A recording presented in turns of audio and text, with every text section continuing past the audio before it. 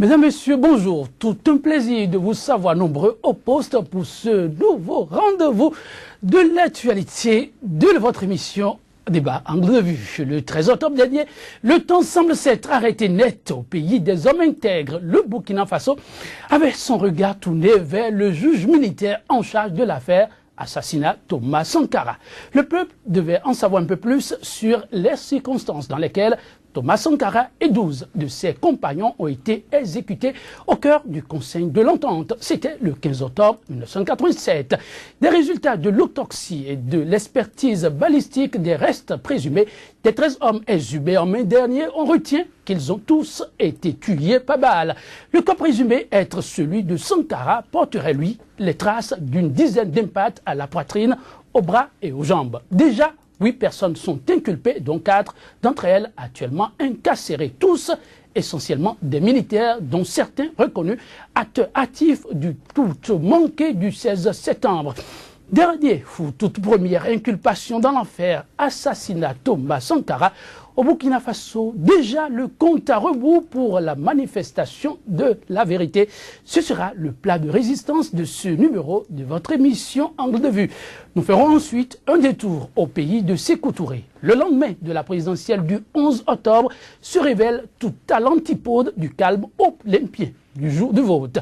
À l'unisson, 7 des 8 candidats en lice pour, disent-ils, des fraudes massives, demandent l'annulation pure et simple du scrutin du 11 octobre. De quoi faire monter l'adrénaline et faire régner comme un climat de psychose générale. La mission d'observation de l'Union européenne pour l'élection présidentielle en Guinée, comme pour parer au plus pressé, appelle les candidats à recourir à la justice plutôt qu'à la rue en cas de contestation des résultats. Demande d'annulation en Guinée de l'élection présidentielle du 11 octobre. Le pays se dirige-t-il vers une crise électorale? C'est la seconde grande question qui sera soumise à l'appréciation de nos invités du jour. Ensemble, nous évoquerons en dernier ressort la doléance une nouvelle fois renouvelée du président sud-africain Jacob Zuma du retrait de l'Afrique du Sud de la CPI. Mais avant le développement de ces différents sujets, voici un point de l'actualité en Afrique à travers ce flash d'information. Au Burundi, au moins 6 personnes ont été tuées au cours de nouvelles scènes de violence dans un quartier contestataire de Bujumbura. On y dénombre un policier et un journaliste de la RTNB, la radio-télévision nationale burundaise, assassinés.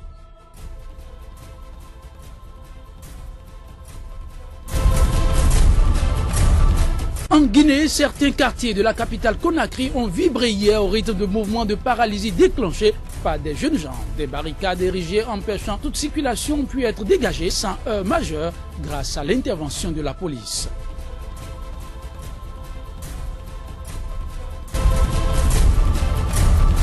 Au Mali, la région de Tombouctou, dans le nord du pays, a été le théâtre d'une embuscade attribuée à des islamistes. Le bilan fait état d'au moins 6 personnes tuées.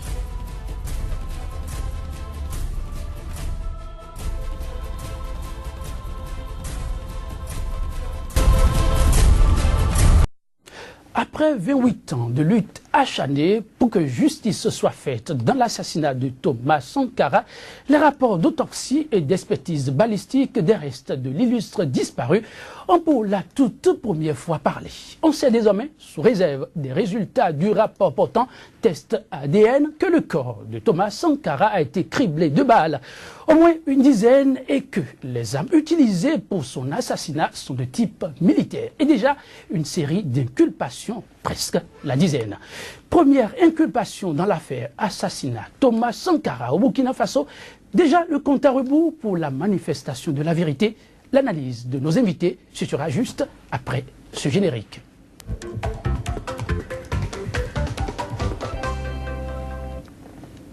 Le décryptage de ce jour se fera avec Benjamin Agon, journaliste, chef service information à Radio Tokba, correspondant de l'agence France Presse et de la radio BBC au Bénin. Benjamin Agon, bonjour et merci d'avoir accepté notre invitation. Bonjour, chers confrères, bonjour également à vous, téléspectateurs.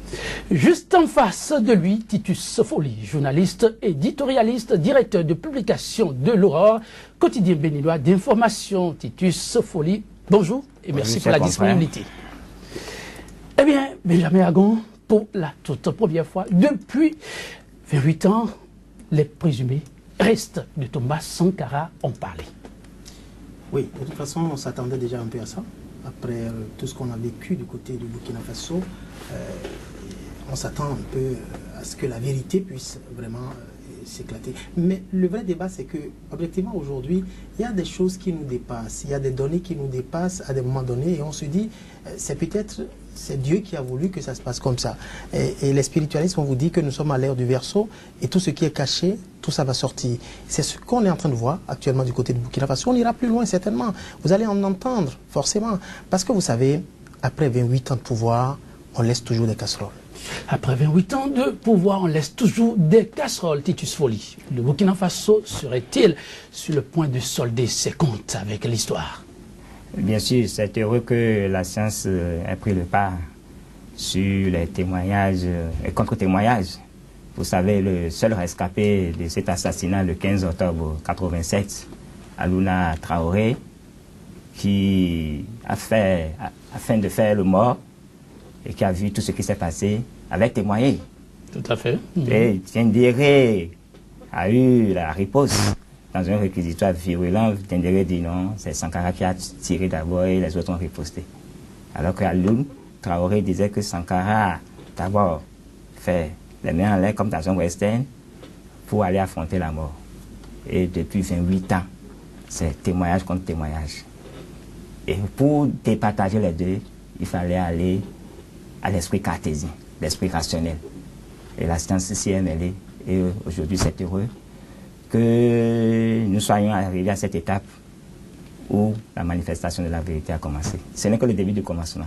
Il y a encore Ce n'est que le début du commencement. Et déjà, des poutistes, pour ne pas dire des militaires, hier, membres du RSP, arrêtés. Certains ont été simplement inculpés. Est-ce qu'il faut là craindre le pire? Parce qu'au-delà de tout, jusqu'à preuve de contraire, il y en a encore 16 autres en cavale. Non, je pense que ce qui se joue aujourd'hui du côté du Burkina Faso, il faut savoir prendre les choses. Il faut prendre ça avec beaucoup de recul et qu'il n'y ait pas un peu trop de vengeance derrière non plus. Parce que à vouloir remuer l'histoire, c'est bon de savoir la vérité, c'est bon de connaître ce qui s'est passé. Mais il faut y aller progressivement. Mais il faut faire attention aussi à des moments donnés. Ce qui se passe au Burkina Faso aujourd'hui, c'est normal que les Burkinabés demandent à avoir la vérité autour de la mort de Thomas Sankara. Je vais même dire tous les Africains, parce que ça ne concerne pas seulement le Burkina Faso, ça concerne tous les peuples africains. Mais, ceci dit, il faut éviter vraiment de tomber encore dans une autre situation qui serait davantage compliquée. Il ne faut pas que ça se donne l'impression d'être une justice des vainqueurs sur les vaincus. Il faut y aller avec beaucoup de tact, avec beaucoup d'attention, avec beaucoup de retenue, parce qu'au-delà de tout, les Burkinabés, pour se réconcilier avec eux-mêmes, doivent normalement savoir la vérité. Et c'est le moment qu'on ouvre vraiment le vrai débat pour connaître ce qui s'est passé autour de Thomas Sankara. Ça pourra permettre non seulement aux victimes, à ceux qui étaient autour de Thomas Sankara dans la période, à ceux qui ont entendu parler de Thomas Sankara, de connaître un peu ce qui s'est joué pendant ces 28 années. C'est normal, mais il faut faire ça avec beaucoup de retenue et beaucoup de tact. Beaucoup de tact. Il faut noter qu'au nom des inculpés figure en bonne place le docteur Diebré Alino, l'auteur du fameux certificat médical concluant à une mort naturelle de Thomas Sankara. Et oui, l'homme est désormais sous les verrous. De grands déballages en vue. Oui, il ne peut en être autrement. Vous savez, il a été l'un des bras armés de Blaise Compaoré dans cette affaire sordide et funeste. Bon. Aujourd'hui, après avoir fait la volonté de Blaise Compaoré, il est seul à répondre. Mais c'est un grand médecin légiste. Hein. Il dit que Thomas Sankara est mort d'une mort naturelle. Il ne comprend pas les conclusions du rapport. Vous savez, pendant la rectification de Compaoré, Compaoré avait à sa solde, excusez-moi du terme, une meute de carriéristes, une meute d'agents prêts à tout. Mais lui, c'est un agent assermenté. Vous n'allez oui, pas dire que c'est un assermenté, quand vous êtes agent assermenté, vous jouez avec votre carrière. Bon, vous répondez de vos actes au moment opportun. Et c'est ce qui se passe aujourd'hui. C'est regrettable pour lui qu'il puisse finir sa carrière dans ces conditions. Mais on peut Benjamin Agon demandait contre-expertise, non, on connaît le parcours de l'homme. Qu'il constate que Thomas Sankara est mort d'une mort naturelle, qu'aujourd'hui un autre rapport révèle toute autre chose, il peut, comme il le clame déjà, exiger une contre-expertise, non? Pour l'instant, il ne faut pas encore dépasser le cadre simplement d'un constat de départ, parce qu'on n'est pas encore vraiment dans le procès. On n'est pas encore vraiment dans le feu de l'action. Pour l'instant, on est en train de réunir les éléments pour passer vraiment à l'acte. Et c'est vraiment au cours du procès que vous verrez encore d'autres déclarations, d'autres contestations, d'autres réactions. Et ça peut prendre d'autres tournures. Parce que les avocats des uns et des autres vont jouer pratiquement toutes les cartes possibles. Et donc, c'est pour ça que je disais dès le départ, c'est bon d'analyser, c'est bon de spéculer, c'est bon d'expliquer ce qui se passe, c'est bon de chercher à revoir l'histoire. Mais attention, ça va se jouer au tribunal. Et vous savez comment ça se passe généralement. Il ne faut pas forcer les choses. Certes, il faut connaître la vérité. Il faut y aller avec prudence, comme je le disais depuis le début, parce que ça, c'est un sujet capital et ça concerne toute l'Afrique, je vous assure. Vous allez comprendre combien de fois la combinaison qu'il y a entre le Burkina et d'autres pays de la sous-région. Je n'ai pas envie de parler de ces pays-là, mais il y a eu beaucoup de connexions avec certains pays, certains qui préparaient des coups et qui sont restés au Burkina Faso pour perpétrer leurs coups de leur côté et qui... Enfin, il y a beaucoup de choses à dire. Nous, on ne peut pas faire des déballages tout de suite. Ils vont faire les déballages eux-mêmes progressivement, mais il faut y aller avec beaucoup de prudence. Beaucoup de prudence, des connexions de part et d'autre. On ne peut non plus oublier le refus de la France de l'ouverture d'une commission d'enquête parlementaire sur les conditions réelles de l'assassinat de l'ancien président Thomas Sankara, n'est-ce pas? Oui, Paris, dans ce jeu, doit jouer la carte aussi de la prudence. Ah oui, Paris doit jouer la carte de la prudence parce que vous savez, qui dit Thomas Sankara, vous savez ce que ça révèle en Afrique, vous savez ce que ça réveille en Afrique, ça réveille beaucoup de choses. Ça réveille énormément de choses. C'était le révolutionnaire, dit-on. Pas seulement le révolutionnaire. Pas seulement le révolutionnaire. Le révolutionnaire, oui. Mais dans le même temps, il fait office d'une référence véritable pour beaucoup d'Africains. Beaucoup de cadres africains. Et ça, qui ont rêvé, bon. Pardon? Et ça, c'était pas bon. Il fallait l'étouffer, c'est ça? Enfin, c'est pas ce que je veux dire. C'est-à-dire que, objectivement, aujourd'hui, Thomas Sankara représente réellement l'image de cette Afrique qui voulait se battre contre les colonisateurs. C'est ça d'abord le vrai débat. Et ça va réveiller de vieux démons. C'est sûr que ça va réveiller de vieux démons. Et vous savez que dans nos pays africains, ces derniers temps, notamment l'Afrique de l'Ouest et autres, c'est la période des élections. C'est la période essentiellement sensible.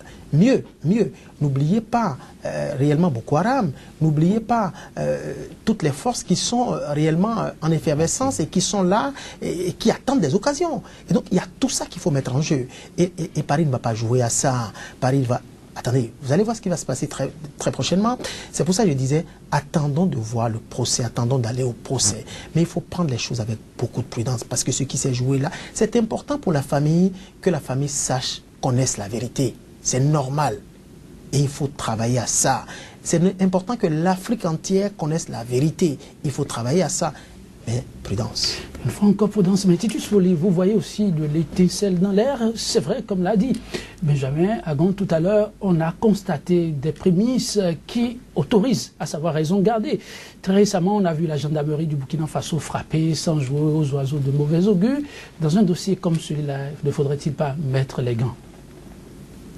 Non, le mal est déjà fait. Et bon, dans cette situation... Il faut foncer pour que la vérité éclate. Oui, parce que vous avez vu le parcours de combattant auquel la famille Sankara, surtout la veuve, a été soumise.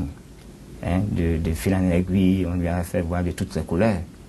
Hein, bon, c'était des manœuvres subreptices de toutes sortes pour lui faire dire que bon, son mari est mort de mort naturelle.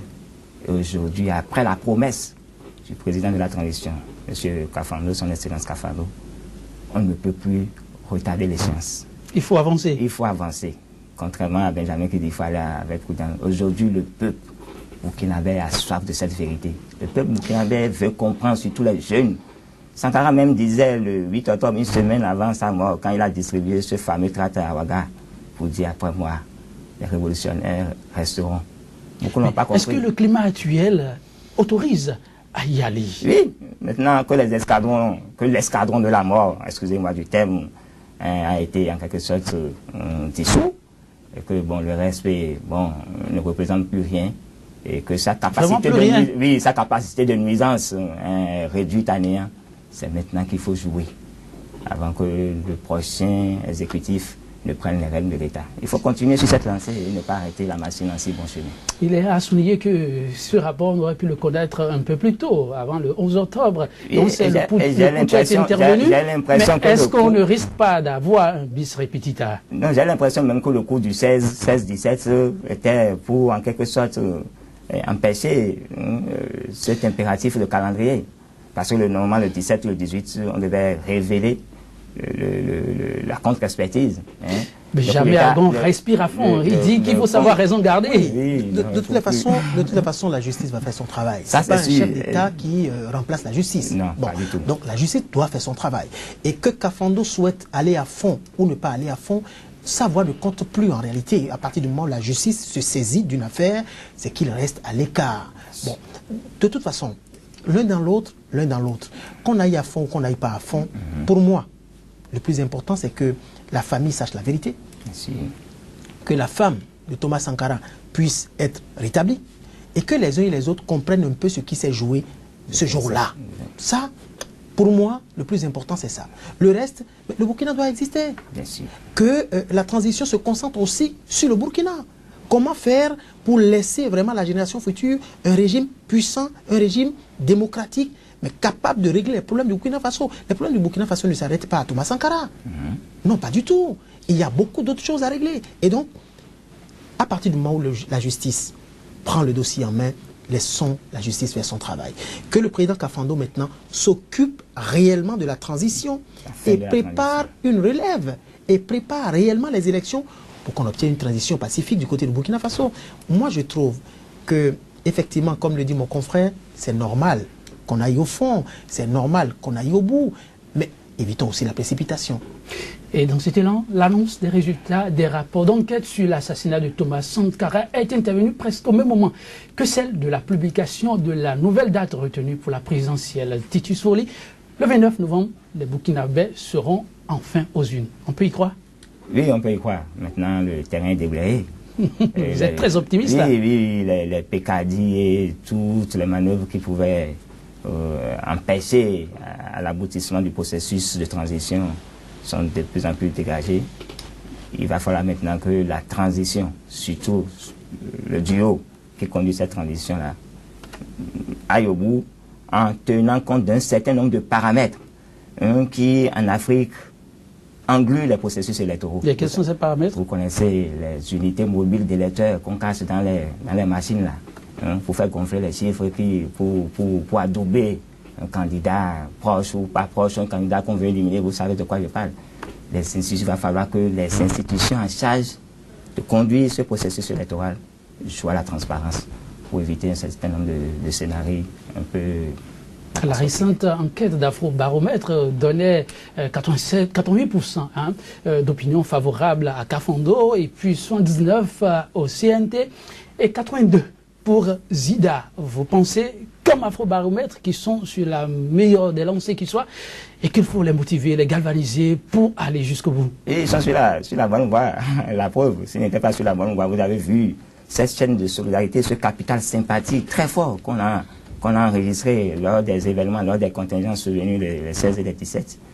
Ça veut dire qu'ils sont sur la bonne voie et le peuple est derrière, le peuple est prêt à tout pour les accompagner, pour qu'ils finissent le cahier de charge qui lui a été confié.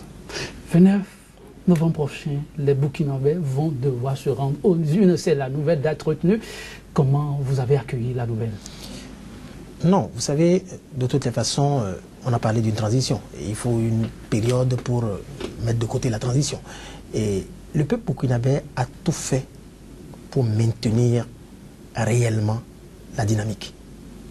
Et je ne vois pas, et contrairement à ce que vous êtes en train de dire, on a fait un bilan, ils sont sur la bonne voie, etc. Ah non, c'est une question que je pose, c'est Afrobaromètre qui a livré ces enquêtes, ces résultats. Je tiens compte de ça. Je dis, c'est le peuple burkinabé. C'est le peuple burkinabé.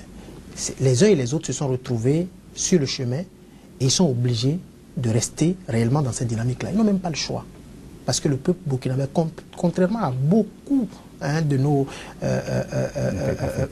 peuples au niveau de l'Afrique, le peuple burkinabé est vraiment digne.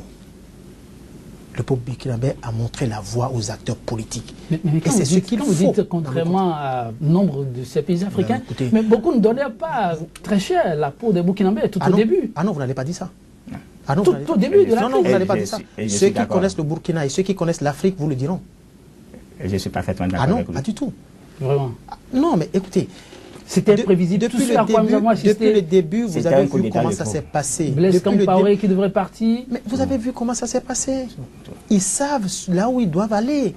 Et ce qui séduit le monde entier, en vérité, c'est qu'ils mènent l'action, puis après, ils tiennent compte de leur pays, ils nettoient toute la ville pour montrer qu'en réalité, que leur problème, ce n'est pas la ville, ce ne sont pas les infrastructures, mais ce sont réellement certains hommes qui veulent en imposer au peuple. Et c'est ça ce qu'il faut. Il faut l'éveil. Et c'est ce qu'on recommande pratiquement à tous les peuples africains. Il faut être éveillé désormais. Observer les dirigeants et leur donner la ligne de conduite. Parce que la démocratie aussi, c'est ça. Contrairement à ce que nous pensons, ce n'est pas quelqu'un qui doit sortir des tiroirs ce qu'il veut faire pour le peuple. C'est au peuple de dire ses besoins. C'est au peuple d'imposer. C'est au peuple de réclamer un certain nombre de choses. Généralement, quand on organise des élections en Afrique, le monsieur, il vient et c'est lui qui dit, bon, voilà mon projet de société, voilà ce que je pense vous faire. C'est comme si on fait la volonté de quelqu'un contre ce qu'il désire lui-même. Ce n'est pas possible. C'est à nous, c'est au peuple de dire, voilà ce dont nous avons besoin. Et si vous êtes en mesure de nous donner une satisfaction, oui, on peut vous prendre. Et le peuple burkinabé a donné la ligne. Pour une alternance crédible, seule la voix du peuple compte. Ce sera tout pour notre premier débat du jour. Sans transition, nous aborderons le second sujet au menu. La Guinée, avec l'appel pressant de l'opposition à l'annulation pure et simple du scrutin du 11 octobre. Une prise de position tranchée pour une crise post-électorale certaine. Vous aurez dans une poignée de secondes, des éléments de réponse de nos invités et ce sera après ce générique.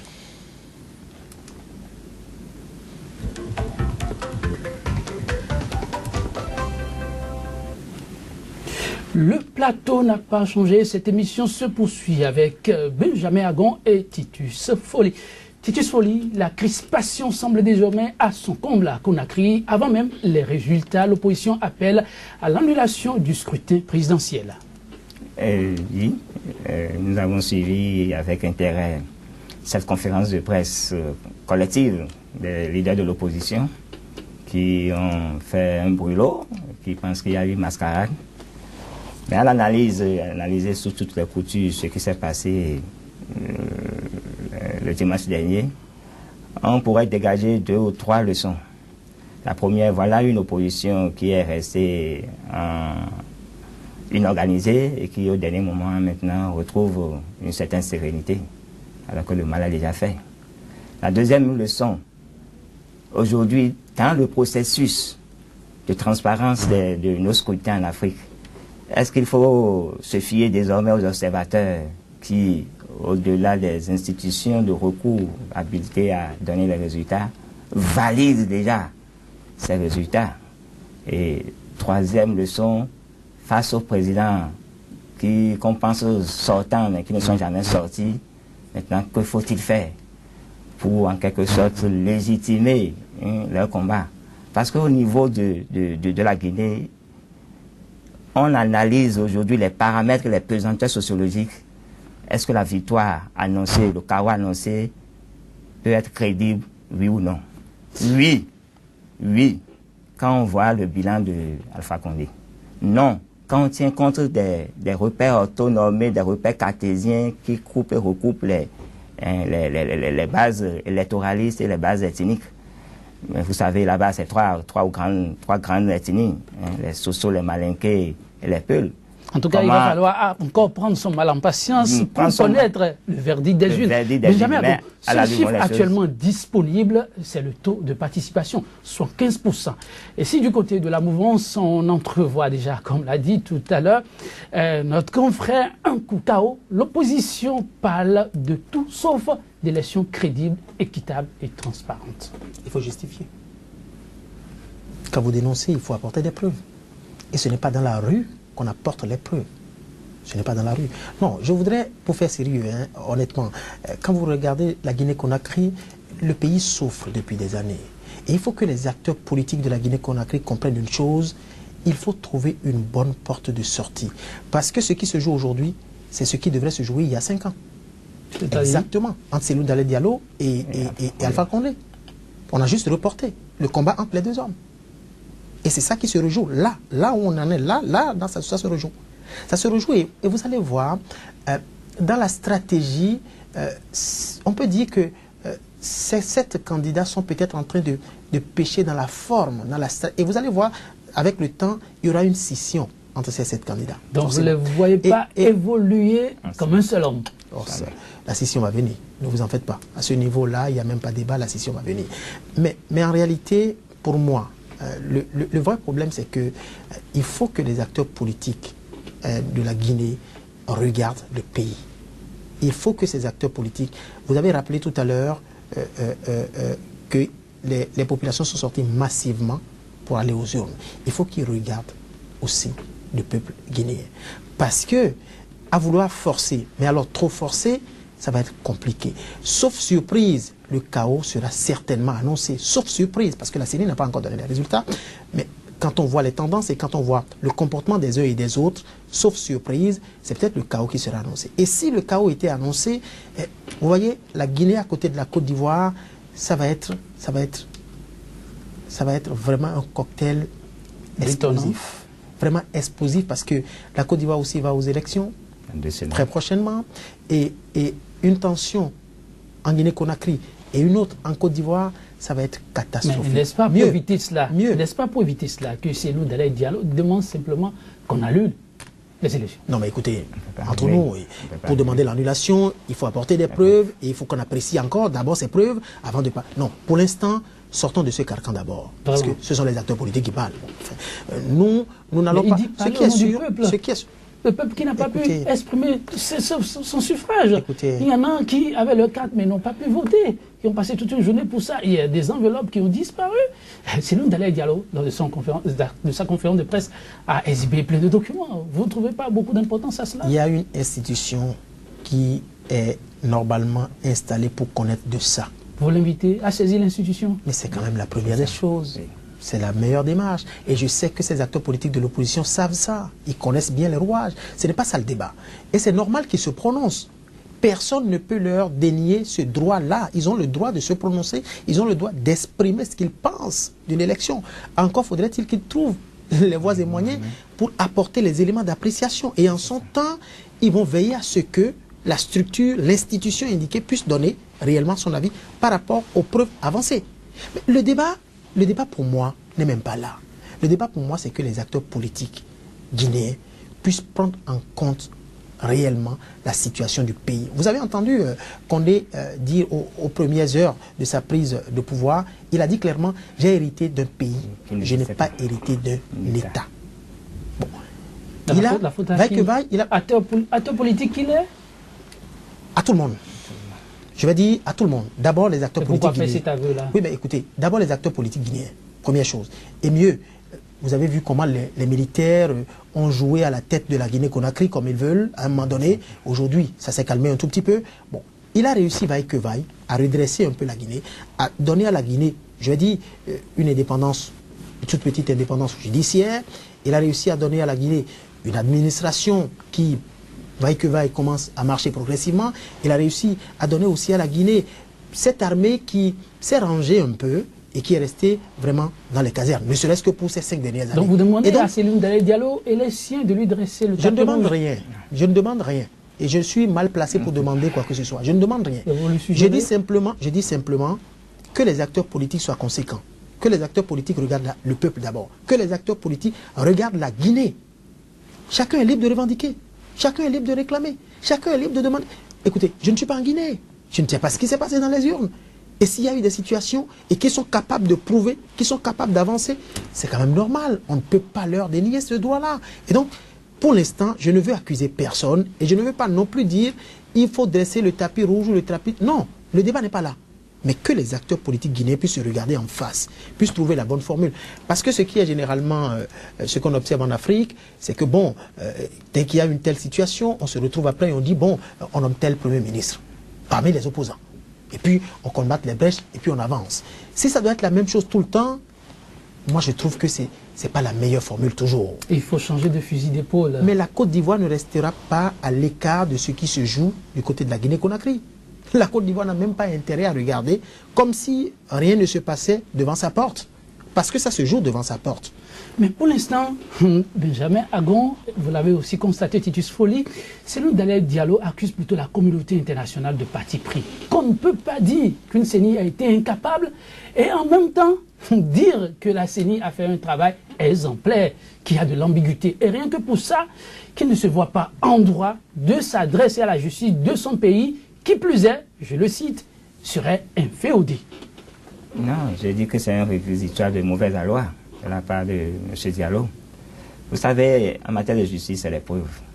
Et après une élection de cette envergure, la primauté des choses, c'est qu'il essaie d'avoir les preuves de ces allégations, de ces insignations, et de faire un recours devant l'institution qui est habilitée à connaître de ces recours.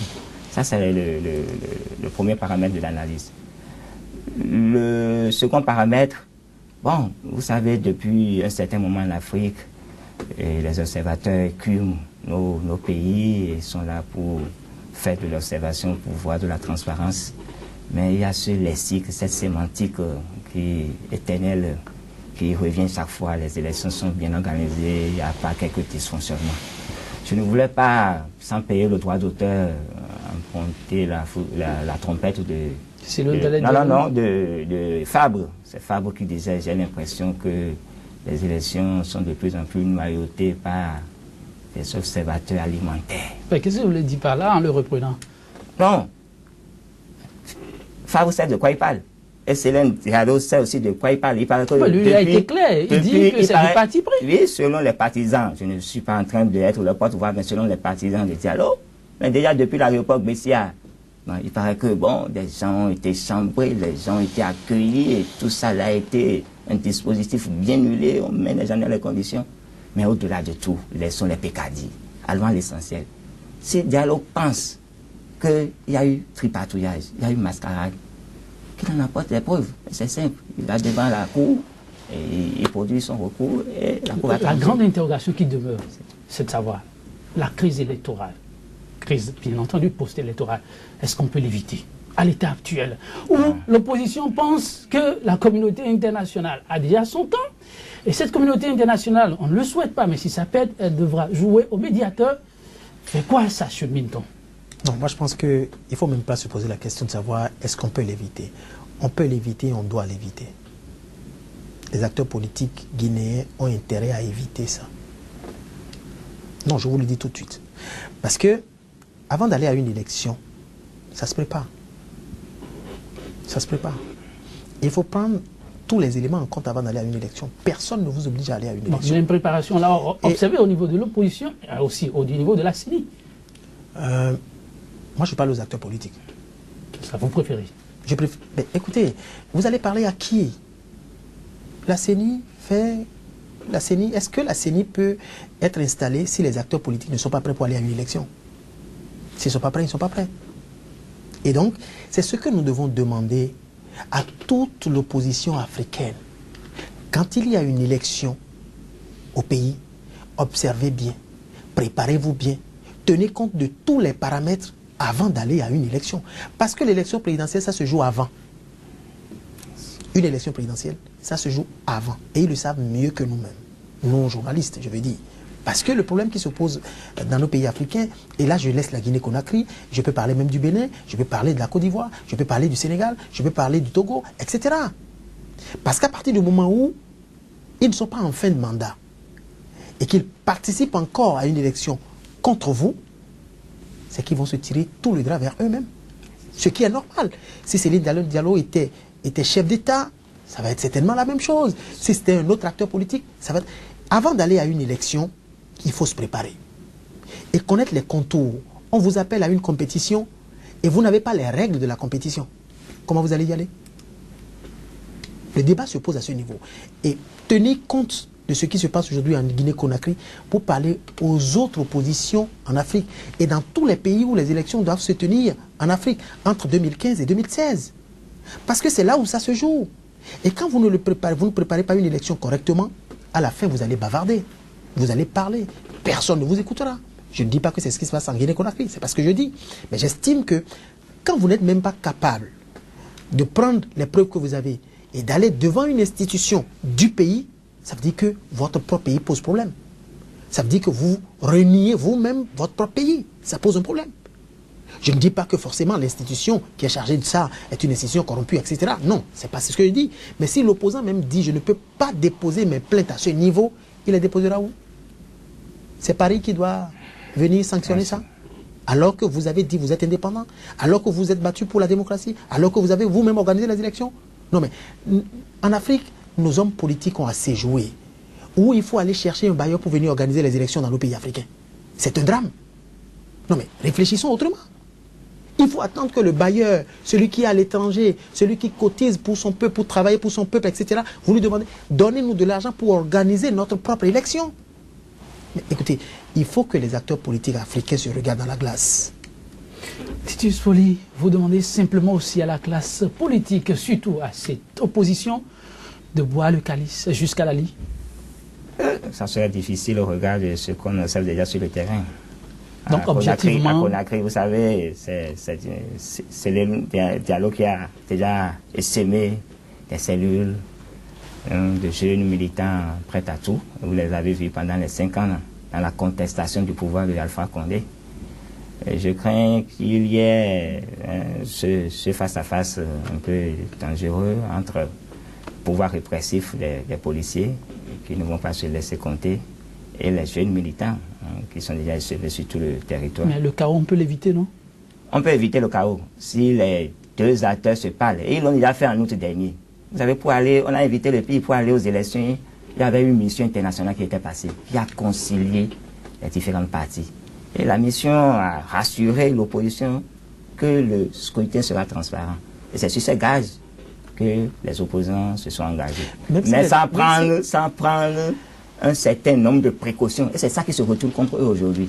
Même si les deux acteurs se parlent, ce ne serait pas forcément pour faire changer les choses, pour faire changer la donne. Non, c'est pas sauver. Mais la seule chose, c'est de trouver un poste de Premier ministre à quelqu'un. Mais selon Dalen Diallo, n'imaginez même pas ça. Non, dans cet esprit, il n'est pas, pas dans cet esprit. Ça ne peut qu'être que Sidia Touré. Merci beaucoup. C'est pourquoi quand tout à l'heure, mon confrère disait cette opposition de façade va voler en éclat. On ira bientôt à cette éventualité. Alors vous invitez déjà la communauté internationale sur le terrain en qualité d'observateur à troquer son manteau d'observateur contre déjà celui de médiateur au plus tôt. Bon, vous savez, le président Alpha Condé fait partie d'une instance internationale qu'on appelle l'international socialiste. Et cette instance, après ce qui s'est passé en Côte d'Ivoire, certes ne laissera pas son filleul. Bon, mais cette instance va déployer peut-être les éminences grises et essayera de concilier les différentes parties. Je pense que l'opposition aura la sagesse d'écouter et de s'inscrire dans cette porte de sortie qui bientôt sera la seule issue pour départager les uns les autres. Le dialogue, seule issue, Benjamin Akoron, vous le signez, vous appelez la classe politique, tout bas confondu, à y adhérer. Malheureusement, malheureusement ou heureusement, tout commence par le dialogue et tout finit aussi par le dialogue. Donc on ne peut pas refuser ça. Et le président Ouattara est mieux indiqué pour même enclencher ce dialogue entre les pays, entre l'opposition et la mouvance en Guinée-Conakry. Mais en dehors de ça, soyons réalistes. Est-ce que tout le temps, les élections en Afrique doivent toujours finir comme ça? On doit dire, faites le dialogue. On va colmater les brèches, on va continuer. Quand est-ce que nous serons responsables? C'est une interrogation. Une grande interrogation qui mérite sans doute réflexion. Mesdames, Messieurs, ce sera tout pour notre débat. Débat du jour, le second. Voici un nouveau point de l'actualité, c'est le flash d'information. Au Burundi, au moins 6 personnes ont été tuées au cours de nouvelles scènes de violence dans un quartier contestataire de Bujumbura. On y dénombre un policier et un journaliste de la RTNB, la radio-télévision nationale burundaise, assassinés.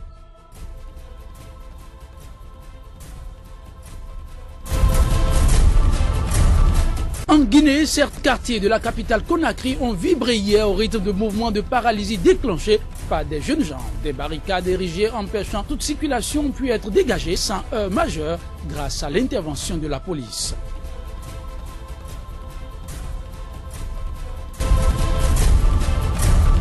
Au Mali, la région de Tombouctou, dans le nord du pays, a été le théâtre d'une embuscade attribuée à des islamistes. Le bilan fait état d'au moins 6 personnes tuées.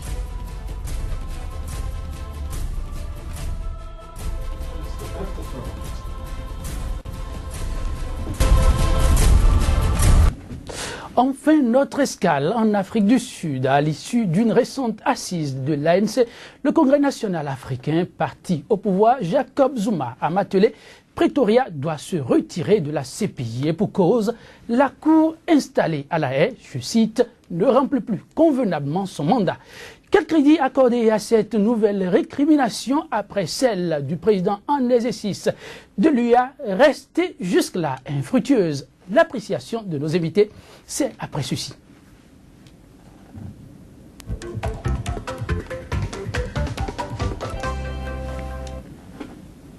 Toujours en ma compagnie sur ce plateau, Benjamin Agon et Titus Folly. Benjamin Agon, les préoccupations désormais incessantes de nombre de dirigeants africains au retrait de leur pays de la CPI. Une fois encore, c'est Jacob Zuma qui tape dans la fourmilière. Oui, nos dirigeants africains sont libres de demander ce qu'ils veulent. Mais encore qu'il faut enclencher la démarche. Oui, il faut enclencher la démarche. Non, vous savez, c'est vrai qu'on a le sentiment, quand on observe de loin, quand on observe la Cour pénale internationale, on a le sentiment que c'est une juridiction qui est faite pour les pays africains. Mais écoutez, quand vous avez un continent aussi où les peuples réclament, les peuples demandent une justice impartiale, capable d'influencer un peu nos dirigeants, qui pensent que dès qu'on a le pouvoir, on peut écraser tout ce qu'il y a en face. Et c'est ça ce qui est dommage. Et qu'un chef d'État se permette de dire qu'il va retirer son pays, il a dit, ça s'arrête là, qu'il enclenche la démarche, qu'il enclenche la procédure. Mais que l'Afrique du Sud se retire de la CPI ou pas, le mal est là. Et nous devons reconnaître ce mal, qui est que nos dirigeants africains doivent avoir au moins l'épée qui doit planer sur leur tête. Et tant qu'on ne va pas trouver réellement la bonne formule, on peut me dire, en tant qu'Africain, on peut dire qu'il faut trouver une cour africaine, il faut... Oui, écoutez, encore faudrait-il trouver les moyens pour que cette cour puisse exister. Sont-ils prêts, puisque c'est eux qui donneront l'argent, donneront les moyens, sont-ils prêts à donner la bourse pour installer une juridiction indépendante, encore que dans nos États, il y a déjà ce problème qui se pose, une juridiction indépendante qui pourra juger vraiment tous les chefs d'État africains de manière globale, ça va être compliqué. La CPI doit exister. La CPI doit exister, même si l'Afrique du Sud se retire, elle doit exister, cette institution. La CPI doit exister, Titus Folly. Pourquoi revenir sur une préoccupation qui, même au sein de l'UA, n'a pu franchir le seuil des plaintes? Ah, attention, à l'UA en 2009, si j'ai bonne mémoire, il y a eu cette résolution qui demandait aux pays africains de se retirer de la CPI. On n'a pas dépassé cette étape d'appel au retrait. Et c'est sur ces entrefaits que le président Zuma a joué la dernière fois pour dire, bon, au regard de cette résolution, j'ai des engagements vis-à-vis de l'UA. Et depuis, rien ne bouge. Et j'ai des engagements vis-à-vis de la CPI. Maintenant, c'est une question de problématique existentielle qui se pose. Vous savez, au niveau de Zuma, Zuma n'a pas fini de solder les comptes avec les Occidentaux qui n'ont pas accompagné le mouvement anti-apartheid. C'est ce monsieur-là qui revient aujourd'hui et qui se passe pour des donneurs de leçons. Il a des comptes à régler, première chose. Deuxième chose, vous savez, devant le vide laissé par Kadhafi, il a cet espace à occuper. Et Zuma veut bien l'occuper au regard donc il joue désormais au leader. Au regard de sa surface financière, au regard de la puissance de son pays, il veut occuper cet espace. Et la saga de Bessie et à Pretoria la dernière fois où, bon, il a fallu de peu pour que les choses dégénèrent, a fait que Zuma aujourd'hui a trouvé cette occasion rêvée pour dire à la CPI, reste dans ton couloir, je resterai dans mon couloir au regard des engagements que j'ai pris vis-à-vis de lui. Mais un pays peut se retirer facilement de la CPI après la signature du statut de Rome? Bon, c'est là la question. Et Zuma, je le connais, il peut franchir le Rubicon. Pour deux raisons. La première raison, vous avez vu, Zuma est dans un pays où la justice est libre. Et la dernière fois, c'est la justice qui lui a fait dire, voilà ce que tu es en train de faire là, ce n'est pas légal. Il faut rester sur les droits chemins. Donc face à cette justice qui est là, omnipotente, et qui veille au grain, Zuma est obligé de faire marche arrière pour avoir une marge de manœuvre, sinon il ne pourra pas. Donc cette demande risque de rester à l'étape de non, demande. cette demande, il va passer, Zuma, je le connais.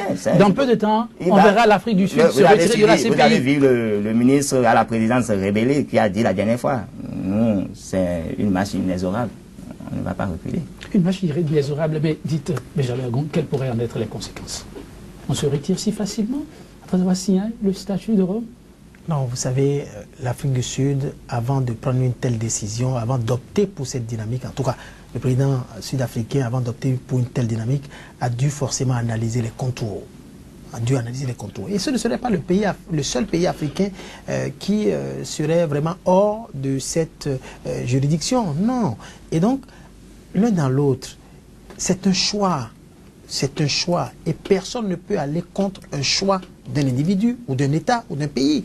Donc, si l'État prend en considération les conséquences, parce que je l'ai dit, il doit y avoir forcément des conséquences. Et si nous devons entrer dans cette phase, ça va nous prendre assez de temps, sinon je suis capable de vous donner quelques lignes sur les conséquences. Mais c'est sûr qu'ils ont pris en compte tous ces éléments avant de vouloir s'engager dans une telle procédure. Mais cela n'empêche pas que je rappelle que les pays africains, en tout cas nos chefs d'État, ont besoin d'une institution aussi forte pour leur mettre un peu de pression. Une institution aussi forte pour leur mettre la pression, ce sera sur ce mot de Benjamin Agon que nous allons prendre congé de vous. Mais avant, cette pensée du chroniqueur américain Alan Landers. Une vérité nue est toujours meilleure qu'un mensonge habillé. Une vérité nue est toujours meilleure qu'un mensonge habillé. Mesdames, Messieurs, merci de votre aimable attention et très bonne suite de programme sur SICA.